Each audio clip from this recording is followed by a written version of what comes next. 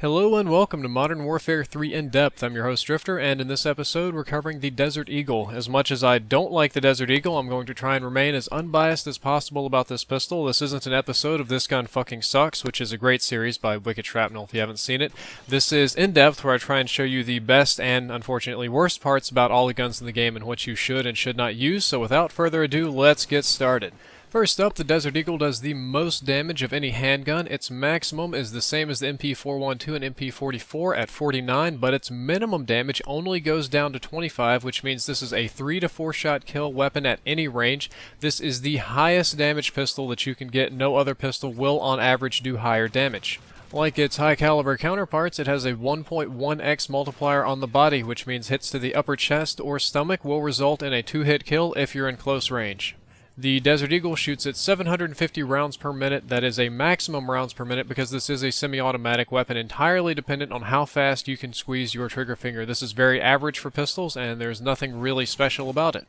The range on the Desert Eagle is extremely high. Like its high caliber counterparts, it has higher range than a lot of the submachine guns and on par with a lot of the assault rifles in this game. That's the damage drop range, and because you have a very high initial damage and a very high final damage, its damage over range is also exceptionally high. So I would say that this weapon does have very good range. The downside to that range is that this weapon has extremely high recoil, and I mean it's so bad. It was so excruciatingly painful trying to get kills with a single Desert Eagle or with a tactical knife Desert Eagle. It was not a fun experience. The visual kick is very high. The actual kick as to where the bullets are going to go is very high. The akimbo kick is very high, and the resettle or steady time is extremely low. So this is an extremely high recoil gun. I think it might be the highest in Modern Warfare 3. I haven't tried all of them yet.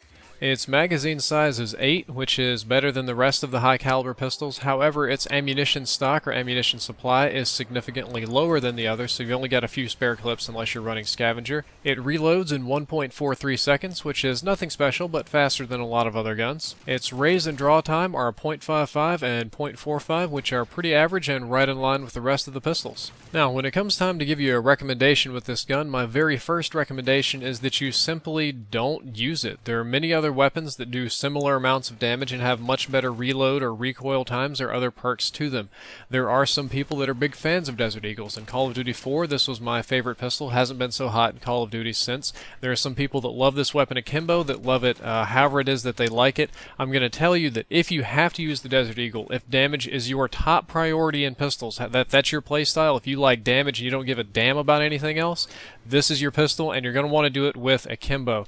When you're aiming down sights, it's almost really impossible to use the iron sights. Most people end up spraying anyway, and if you're going to spray, why the hell not just have 2 pistols, double your spray time? The box isn't even that much bigger, and you can actually see what you're shooting at, so my recommended attachment is akimbo. Well, that's all for this episode, and that concludes pistols. Eventually, there will be episodes of Modern Warfare 3 In-Depth on Machinima Respawn. Next up on my channel, I think I'm going to move into the sniper rifles and start out with the Barrett 50 cal, 150 caliber pistol to a 50 caliber sniper rifle. Seems like a natural transition to me.